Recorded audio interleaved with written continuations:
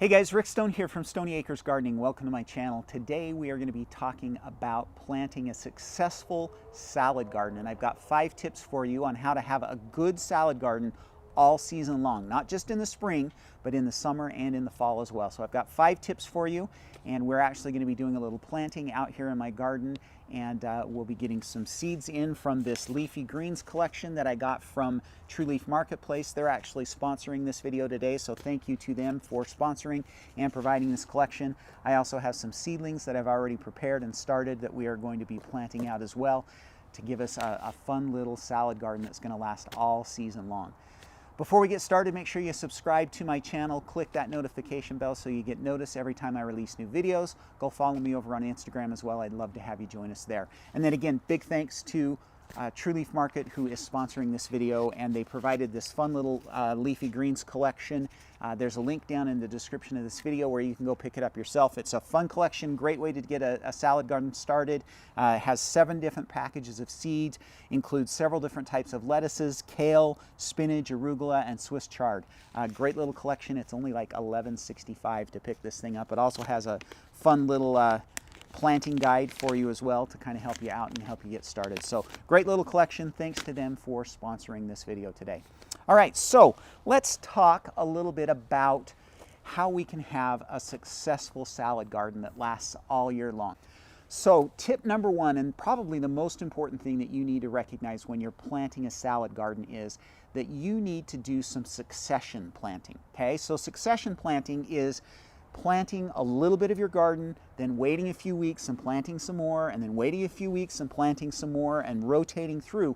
The reason why is you don't want to have this giant bed of lettuce already at the same time. So this bed is a 3 by 8 foot bed. If I were to plant the entire bed to, one crop or even multiple crops right now today, it would all come due in about 8 or 9 weeks, and there is no possible way that we would be able to keep up with that bed and eat all of that lettuce. And so instead, we're going to use some succession planting. Now, we've had a crazy, crazy spring. This bed, less than 2 weeks ago, was covered with 8 inches of snow. And just 2 days ago, I was out for a walk and it was snowing again. So we have just had some craziness this season. And so because of that, I could see what was happening. And so I kind of thought ahead a little bit. And so I actually got some seedlings planted that are going to help us with our succession planting. So here I've got a tray of kind of just mixed greens. I've got some Napa cabbage. I've got some Swiss chard, some tatsoi. There's some kale here. All of these are about 6 weeks old. And we're going to be planting these in as kind of our first round. Then I have this batch of lettuce starts. So these are about 3 weeks old, and we've got 4 or 5 different types of lettuce here that will be going out later next week. And so we've got some 6-week-old crops, we've got some 3-week-old crops, and then I'm going to be using this seed collection today to plant another series. So we'll have 6-week-old, 3-week-old, and brand new crops coming up that will give us a very good rotation. And it's what I try to do when I'm doing succession planting with greens, is I try to figure out how much is our family going to eat in about 3 weeks, and I plant that much. And then 3 weeks later I do it again, and that gives us that rotation. And then once the first group is done and used up, I replace it and plant again. And so we kind of have this continual flow of greens maturing. That way they don't all come due at the same time. So my next tip is planting a big variety of plants, okay? If I were to just plant lettuce, we'd get pretty bored with our salads fairly quickly. 3 weeks of eating just lettuce salads and we'd be done. That's why I like to plant a big variety of different types of greens. So pak choi, tatsoi, kale, Swiss chard, collards, arugula, spinach. All of those are going to make for lots of variety, lots of different things that you can do with your salads. And then on top of that, I'm also going to be planting some root crops. So we're going to plant some carrots, we're going to plant some radishes. That will give us some extra things to add into our salads to give us a lot of variety. If you want to have a successful garden that you are eating from all the time, then you need to have a big variety of plants so that you don't get burned out on just eating, iceberg lettuce salads every day. We want to make sure that we have that good mix of variety, and so that's my next tip. Next on the list is having a dependable water system. So leafy greens are a little bit more dependent on you making sure that you get them watered consistently. They like to have a good moist soil that's consistently moist, and so you're watering more often. And so it's really important to have a dependable way to water your garden, whether it's sprinklers or with a drip irrigation system like I have. You can see here, let me stand up. I have a drip irrigation system. This is a PVC drip irrigation system that we use for all of our raised beds. There's a link right up here that you can click on that'll show you a little bit more about that. But it's really important for you to have a dependable way to manage the watering situation with your greens, because they need lots of extra water. And so you need to be able to do that dependably and consistently. The next tip I have for you is we need to make sure that we keep the pests away from our salad crops. So salad crops attract a lot of different pests. You've got slugs and snails, you've got tons of different caterpillars and cabbage loper caterpillars and things like that. Aphids, whiteflies, spider mites, all of those pests are attracted to our salad crops. And so you need to have a dependable way of keeping them off of those crops. And instead of spraying or depending on chemicals to take care of it, it's better for us to just keep them out. And so let me show you what I have done. This is a hoop house that I have put on here, and is what we've done. This hoop house is actually interchangeable. So in the winter time, I take this fabric row cover off and we put plastic on it, and that will help us so that we can extend our growing season. But right now, to keep the pests out, I put a light fabric row cover on top of this hoop, and then we've put it on hinges so that we can open it up when we need to harvest, okay? And that has turned out to just be super handy and super effective for us. And the nice thing about it is it keeps those pests out. Now, using a hoop isn't 100% guarantee that you're gonna keep all your pests out, but it just makes a huge difference in the number of pests that we get in. Occasionally we'll still have a slug or a snail that makes its way in or something like that, but it has cut down our aphid problem, whitefly problem. We never have any issues with cabbage loppers anymore, because the butterflies that lay them, those little white butterflies that you see flying around, they can't get in.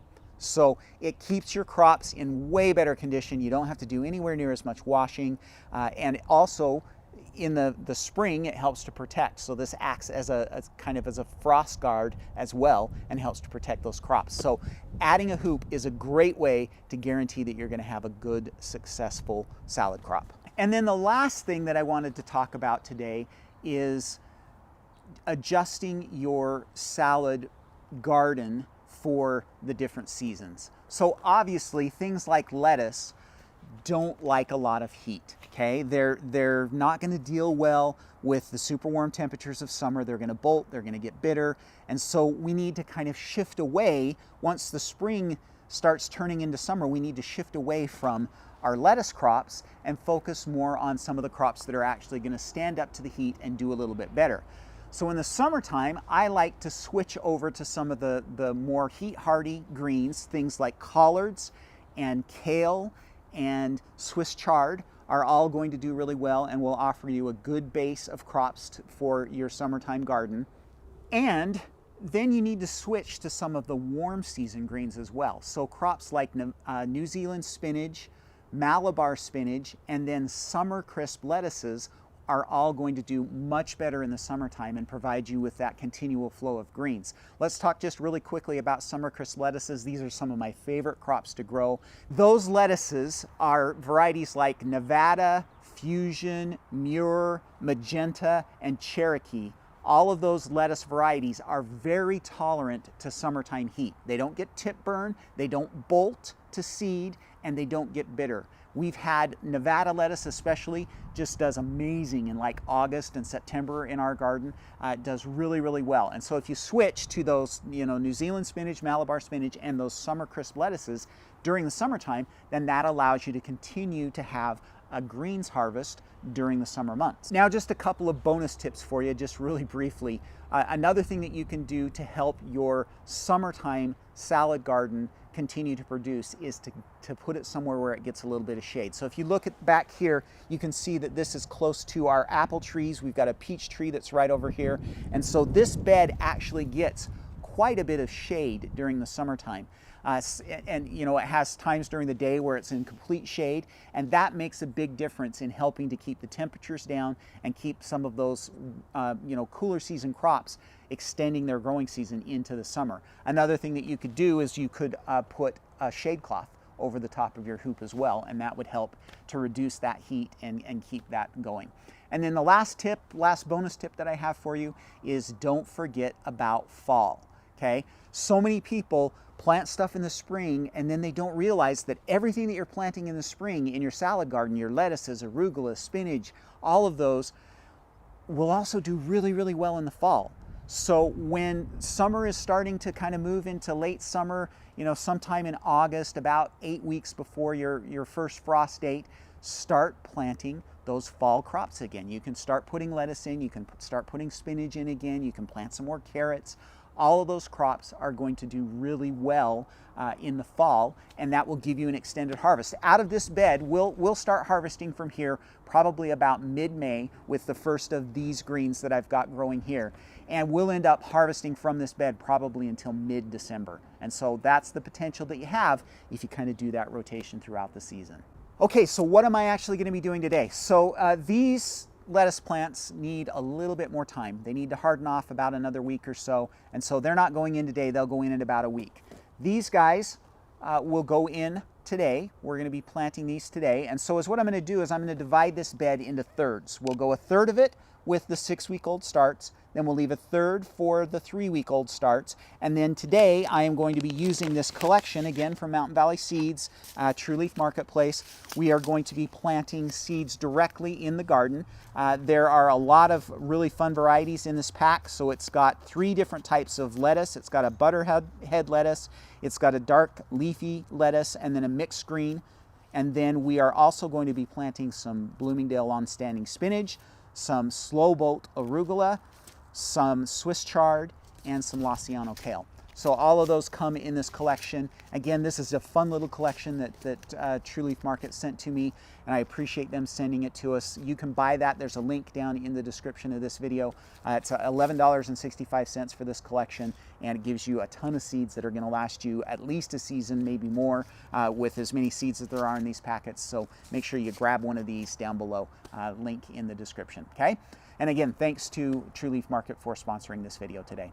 All right, let me know what you guys do to extend your salad green harvest. I would love to hear that as well, so make sure you leave me some comments. If you like this video, give it a thumbs up, and then make sure you get subscribed to our channel, and also go follow us over on Instagram. We'd love to have you join us there. Okay, that is all that I have for you for this week, my friends. Everybody have a fantastic week. I'm going to get planting. We'll talk to you later. Happy gardening.